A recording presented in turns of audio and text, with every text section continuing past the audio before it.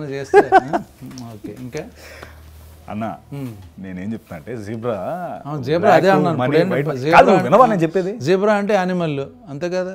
Zebra అంటే animal కాదు, black money white money. మనుషుల్లో ఉన్న బ్లాక్ అండ్ వైట్. మన మనుషుల్లో మనం ఇప్పుడు నువ్వు బ్లాక్ నేను వైట్.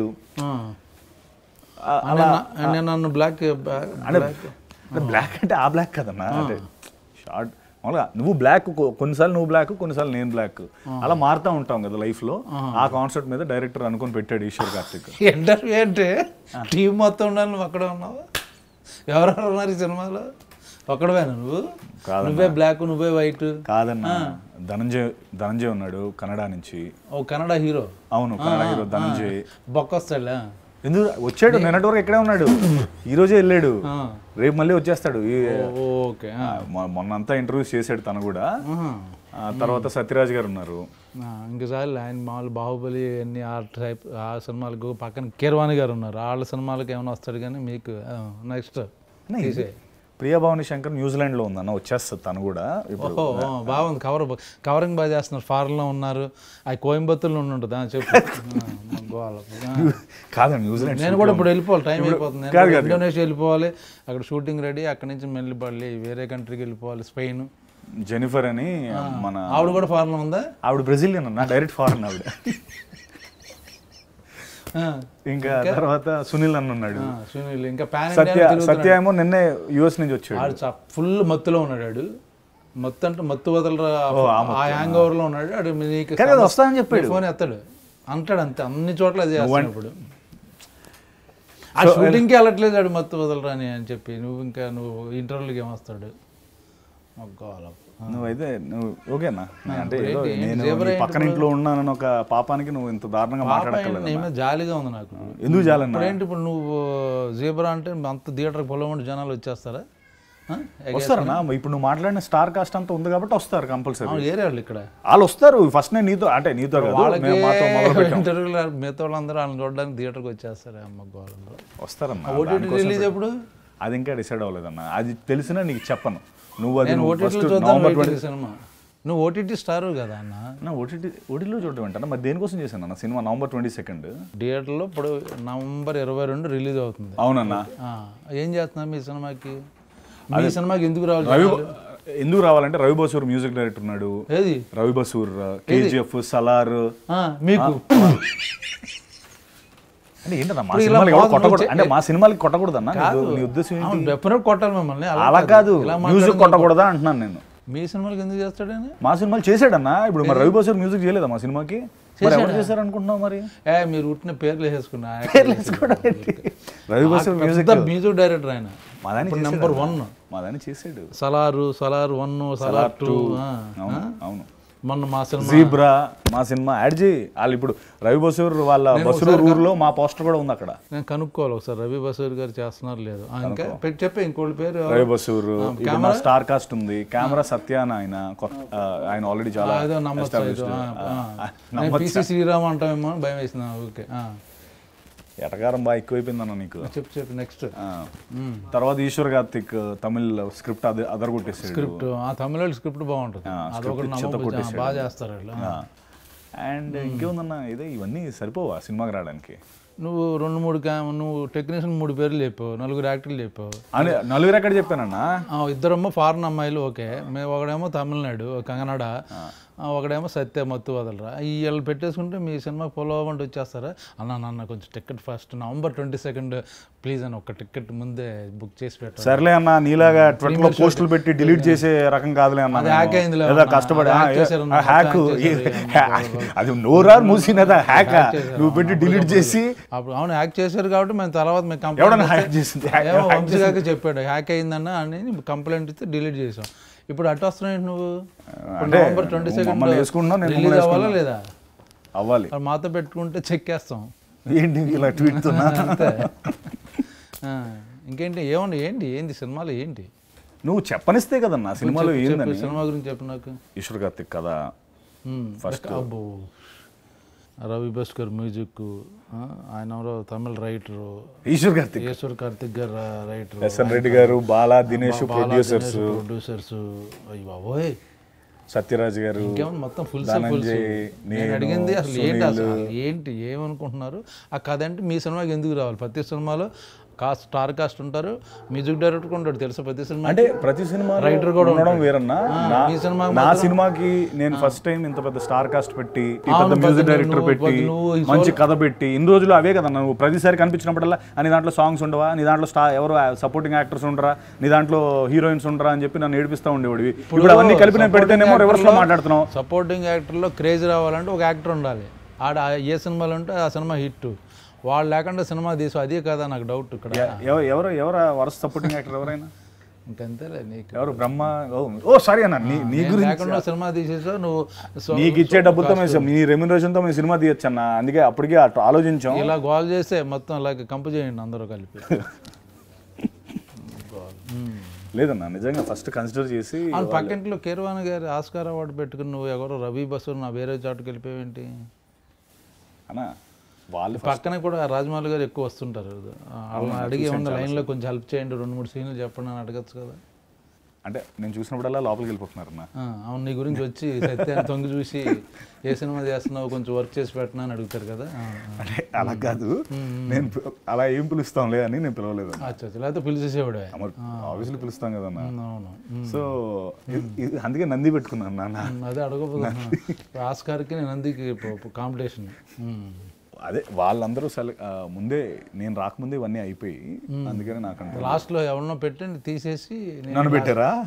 లేదు, ఫస్ట్ టైం నా దగ్గరికి వచ్చింది కదా, అది ఫస్ట్ టైం. జనరల్గా మా దగ్గరికి వచ్చే కథలన్నీ ఫిల్టర్ అయిపోతాయి కదన్నా, అసలు మంచి కథ రావడమే చాలా అరుదుగా వస్తాయి కదా.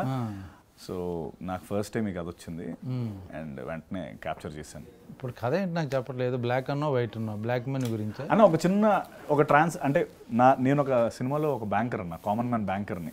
లక్కీ భాస్కర్ లాగా అదొకటే 2 సినిమాల్లో ఒక కామన్ ఫ్యాక్టర్. కామన్ మ్యాన్ అన్నది ఒకటే common factor, bank common man. మిగతా అంతా మన సినిమా ఒక చిన్న ట్రాన్సాక్షన్ ముందు రిలీజ్ చేయొచ్చు కదా. ట్రై చేసామన్నా, ఆ టైంకి డేట్లో కుదరలేదు, అందుకని ఇప్పుడు వస్తున్నాం. కానీ సంబంధం లేదు, ఆ ఒక్క కాన్సెప్టే సంబంధం, మిగతా అంతా సినిమా మంది వేరు వాళ్ళది వేరు. ఇప్పుడు ధనంజయ్ వరల్డ్ ఏమో కంప్లీట్లీ గ్యాంగ్స్టర్ వరల్డ్. ఈ వరల్డ్ 2 వరల్డ్స్ కలెక్ట్. అచ్చా, ఇప్పుడు అన్ని వరల్డ్ 1 by 1 సిరీస్ తీస్తున్నారా? ఈ వరల్డ్ ఆ world part 1 part 2 universal world అదా ఏంటిది చెప్పు. అంటే వరల్డ్ అంటే పార్ట్ 2 పార్ట్ 3 అన్న. నాకు తెలియదు ఈ మధ్య అన్ని. అంటే నువ్వు సలార్లో ఉన్నావు కాబట్టి నీకు ఏంటన్నా, నీ పేరేంటన్నా సలార్లో? నీకెందుకు చెప్పన్నా, వద్దులే ఆ సినిమాలు ఈ సినిమాలు వేరు, దాని గురించి డిస్కషన్ నెక్స్ట్. అడుగుతున్నాను మామూలుగా, నీ ఆ వరల్డ్ కాదులే అన్న, ఇది అంటే మా వరల్డ్లో ఈ ఒక్క వరల్డ్లో ఒక 3 వరల్డ్స్ ఉంటాయి. ఆ వరల్డ్స్ అన్ని కనెక్ట్ అయ్యి మేము ఎలా సాల్వ్ చేస్తాం ఇష్యూని, ఆ ట్రాన్సాక్షన్ ఎర్రర్ వల్ల నా లైఫ్ అప్సైడ్ డౌన్ అయ్యి కామెడీ, నేను సత్య కామెడీ చేసుకుంటూ హైస్ట్లు కాన్లు ఏదో ట్రై చేశాను అన్న. నువ్వు comedy, yeah baby steps, very good comedy. This is comedy. So ఏదో చిన్న ఫుల్ ఫన్ ఉంటుంది నాది సత్య, అది ప్రియమణి శంకర్, మేము ముగ్గురం కలిపి నార్మల్ అన్న ఫన్ ఉంటుంది అని అడుగుతావు. ఫుల్ బాటిల్ చేసి నాతో అసలు ఏమన్నా అసలు అది రిలీజ్ అయ్యి మాట్లాడుకుందాం, దీని తర్వాత అవుతుంది కదా, దానికే ఇది ఆది. అదే మొత్తం అంత పెద్ద క్యారెక్టర్ నువ్వుంటేనే మేము చేస్తామని పెట్టుకుంటే ఇదన్నా నువ్వు నన్ను రోస్ట్ చేసే పద్ధతి. ఇప్పుడు నవంబర్ 22 నవంబర్ 22 జీబ్రా అంటే సాలార్ జంగ్ మ్యూజియంకి వెళ్ళి మేము జీబ్రా చూడాలి. సాలార్ జంగ్ మ్యూజియం కాదు, నేను మొన్న కెన్యా వెళ్ళి జూలాజికల్ పార్క్. సాలార్ జంగ్ మ్యూజియంలో జీబ్రా ఎందుకు ఉంటుంది అన్న? ఫోటో ఉంటుంది కదా, ఫోటో చూసి ఫోటో కోసం అక్కడికి వెళ్తావా? వేసావు, దొరికేవులే కానీ అది టెస్ట్ చేస్తున్నాను సెన్సెస్లో ఉన్నావా లేదా అని.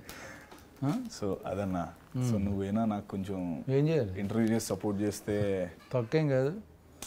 మాకు ఇక్కడ పుష్పకే అడుగుతున్నారు నన్ను, కుదరట్లేదు ప్రమోషన్లకి. నేను నీకు జీబ్రాకి వచ్చి నీకు ఇంటర్వ్యూలు, పైగా నువ్వు అక్కడే ఎవరు ఈ కాస్ట్ అంటే ఎక్కడెక్కడో ఉన్నారన్నారు. నీ ప్రమోషన్ నీ యాక్టర్లే రావట్లేదు, హీరోయిన్లే రావట్లేదు, మళ్ళీ నేను ఇంటర్వ్యూ రావట్లేదు కాదు, వస్తున్నారు. నేను మొదట స్టార్ట్ చేసేది నీతో, నేను ఆపేలేదు. ఫస్ట్ మంది స్టార్ట్ అయితే అందరూ ఆటోమేటిక్గా జాయిన్ అయిపోతారు అనేది పాయింట్. అంటే వాళ్ళు ఉంటేనే చేస్తావు నువ్వు డెఫినెట్లీ. నీకు అంటే ఫాద్ వాజులు బన్నీ నీకు రేంజ్ అంతే పక్కన పెద్ద పెద్ద ఎలా ఉందన్న ఎక్స్పీరియన్స్? పుష్ప 2 అయినా చెప్పొచ్చు కదా, లీక్స్, బ్రహ్మాజీ లీక్స్. ఇప్పుడు మొత్తం అదే వేస్తారు తప్పించి లేరు. మాది ఏదో కొంచెం మాది పుత్తి చినిగిపోద్ది అంతే. అంతేనా? కొత్త చింపి పారదొబ్బుతాం. ఇంత ఏమో ఇదే కొత్త చింపి పారదొబ్బుతాం. ఇదే ప్రభాస్ ఎలా చెప్తాడు సలార్లో ప్రభాస్ అయితే కొత్త చింపి పారదొబ్బుతాం. ఎన్టీఆర్ అలా చెప్తాడు. ఎందుకు ఇవన్నీ నేను అడగచ్చు కదా. ఎన్టీఆర్ అలా చెప్తాడు చెప్పు. ఎలా చెప్తాను తారకాన్ని అడగాలి. ఇప్పుడు నువ్వు ఎలా చెప్తానంటే నేను చెప్తాను కానీ అతని ఎమోషన్ ఎలా ఉంటుంది తారక్ది. కొత్త చింపి పారదొబ్బుతాం. ఇంకా ఏంటిది చెప్పాను అంతే వచ్చి నాకు. వదిలే ఎక్కువ అడిగితే దొరికిపోతావు అందుకే ఎందుకు వచ్చింది. ఓకే ఇప్పుడు మొన్న అదేంటిది మన రామ్ చరణ్ స్టిల్ వచ్చింది ఇలా కూర్చుని. అవును అలా ఫీల్ అవుతున్నావు నువ్వు అలా కూర్చుని కళ్ళజోడి ముందు కళ్ళజోడి లేదా ప్రభాస్ అనుకుంటున్నావా? అంటే అనుకునే హక్కు కూడా లేదన్న. అనుకోవడం వేరు నా ముందు చూపించడం వేరు. చూపించుకో ఎప్పుడు అలాగా. ఏంటి ఇప్పుడు సినిమా పేరు జీబ్రా. అది ఆ యాటిట్యూడ్లో ఉంటే కరెక్ట్. ఏంటి ఫీల్ అవుతున్నావా? ఇది లైట్గా ఫీల్ అవ్వకు. చాలా దరిద్రంగా ఉంది. మామూలు క్యాజువల్ కూర్చో. ఇప్పుడు ఏంటి రవి బసూరు సలారు మ్యూజిక్ డైరెక్టర్ పెట్టుకుని మాస్ హీరో అయిపోదాం అనుకుంటున్నావా? మర్చిపోయి ఆయన మాస్ హీరోకి బ్యాక్గ్రౌండ్ చేస్తుంటాడు కదా. నువ్వు నీకు కూడా చిన్నగా కొంచెం చిన్నగా ఏంటి కొంచెం ఎలా ఎదగాలి కదన్నా. నువ్వు సింధూరం చేసినప్పుడు లేదా నీకు? మరి ఏమైంది ఇప్పుడు? అవుతాయండి. అరే ఎంత ఎంజాయ్ చేస్తున్నావు బా. ఓహో కాదన్నా ఏదో నీ గురించి కాదన్నా, నాకు మామూలుగా ఏదో నవ్వు వచ్చి.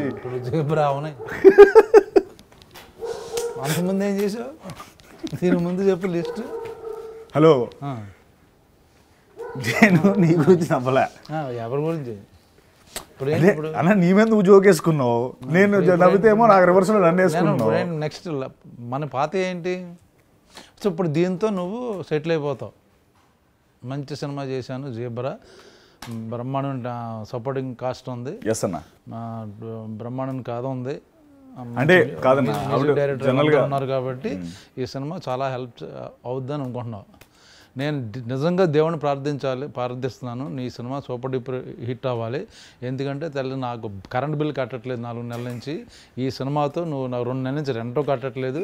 ఈ సినిమా తర్వాత నువ్వు మొత్తాన్ని ప్రాపర్గా కడతామని అనుకుంటున్నాను.